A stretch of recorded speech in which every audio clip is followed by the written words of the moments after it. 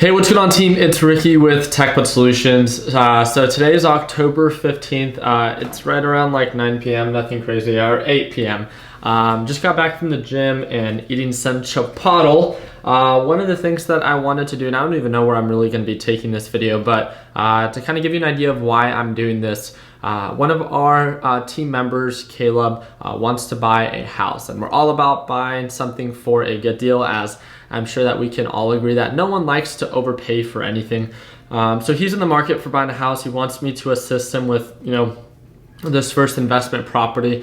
But there's no question that right now it's definitely a seller's market. Houses are, in my opinion, a little bit more overbought, as I think a lot of you guys can agree. And I've seen this be used before actually on me, where someone writes like on a sticky note, nothing professional in any way, and it's just like, hey, looks like I missed you today, text me. And something super casual, we're gonna write it on this like little pink sticky note and just drop it off. There's already a neighborhood that we would really like to buy a property on, and I'm literally just gonna write the same message with a pen and a sticky note, and then tomorrow morning Caleb and I are gonna be dropping them off and just sticking them on the doors and seeing how many people actually call us back. And the reason that I know that this could work is because it was actually done on me, where if you get like a professional card of like, we buy houses cash, you're most likely not bound to call them because you know it's some form of like marketing, right? But the whole idea behind this is I want to buy a house that's not currently on the market.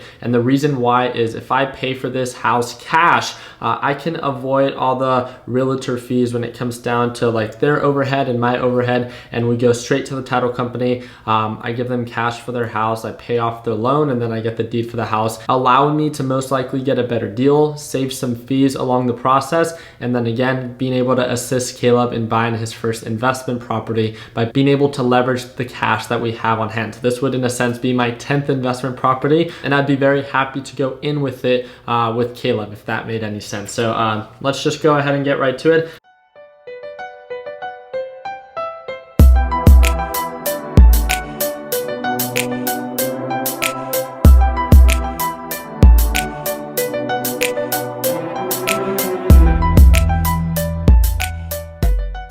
All right, so that was about 11 minutes and 30 seconds of just writing the quick little message of like, hey, I missed you, text me, and then the number that we're gonna be sending them to. So again, we're gonna be dropping all of these tomorrow after we knock. If there is no answer, we're gonna slap that on the door and see if we can get some leads for potentially people that might be interested in selling their property off market and receiving a cash offer. So it's worth a try. We could potentially receive no leads whatsoever, but I think that we can both agree that you miss 100% of the shots that you don't take, and we feel like this could be a very like organic way to intrigue someone to reach out to us, and hopefully we can spark a conversation from there. But yeah, just wanted to kind of share this with you guys and see where it goes.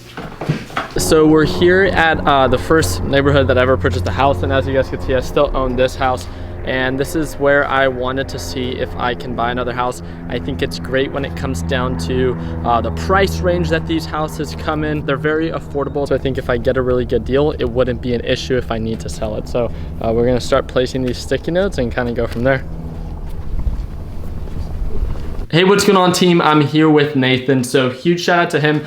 We hit the gym and I asked him, I was like, hey, do you mind coming with me to that neighborhood and just dropping off a couple sticky notes? We just did it very casually. We're walking around. If we found the house to be like attractive and maybe there was not too much going on with the house, we added a little sticky note to it. We dropped it off to about 100 houses, and we're already getting messages, and by we, I mean Caleb. I put Caleb's phone number, so he's responding to them with a very casual message. So I feel like a lot of you guys would be interested in what are we responding with a very casual message of like, hey, we were walking around the neighborhood. We found your house very attractive. I'm very interested and wanted to see if you were interested in selling your house anytime soon. So I feel like as long as we approach it and we make it super apparent that we're actually the ones interested in buying and living in the houses, and all we're trying to do is a good deal by avoiding the realtor fees, then I feel like that's mutually respected on both parties, that no one really wants to pay those fees if we don't have to, especially if we're going to be making a cash offer. So we'll see where all these potential leads lead to. We might just get a bunch of calls and everyone might say no. but it was a nice little walk. I haven't taken a walk around that neighborhood in a while, and it was hot out there. So I had some Dr. Pepper. We're gonna go grab some food right now, and then everyone was making fun of my hair yesterday, so I'm gonna go get a haircut as well. But just wanted to do a very quick recap on the overall day. It wasn't anything crazy. You guys should be able to see my overall P&L here. I ended the day a little bit under $200 of a loss, which is 0.02%, as I normally trade with $100,000. So I still did a very good job keeping my losses small. I took a quick position on DWT.